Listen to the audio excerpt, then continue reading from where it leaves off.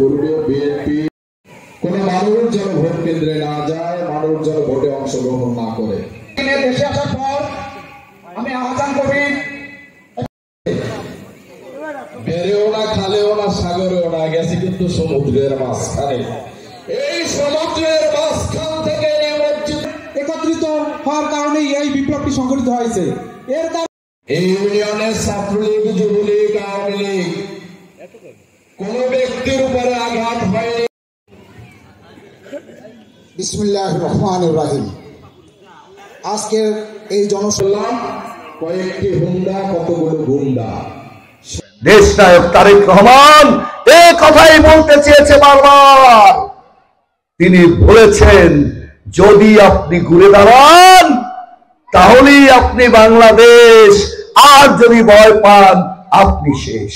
আমাদের সন্তানরা ঘুরে দাঁড়িয়েছে, কিন্তু 17টি বছর আপনি আমি জেলখানায় গিয়েছি, অর্থনৈতিক দণ্ড দিয়েছি, আপনারা ঘরে ঘুমাতে পারেন নাই। পুলিশের অত্যাচার, যুবলীগের অত্যাচার, এই অত্যাচার সেই 75-এর রক্ষী বাহিনীর অত্যাচারের মতো। সকলকে আমার শুভেচ্ছা। সকল দ্বিধা দ্বন্দ্ব ভুলে গিয়ে আগামীতে যাতে বিএনপিকে রাষ্ট্র ক্ষমতায় আনতে পারি, সেই কারণে কোন রকম বিশৃঙ্খলা না করে মানুষের মনের দ্বার প্রান্তে গিয়ে তাদের ভোট দিয়ে আমাদের দলকে ক্ষমতায় এনে আমাদের নেতা জনাব তারেক রহমানকে দেশে ফিরে আনবো।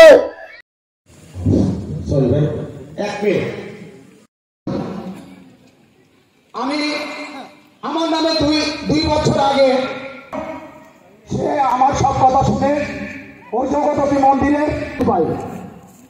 তারপরে এই আওয়ামী লীগ, তাই আমি দেশ ছেড়ে ঢাকা যাই, সংসদ নির্বাচন যায়, ভাইয়ের উপরে একটি লোকের আচরণ দেয়নি।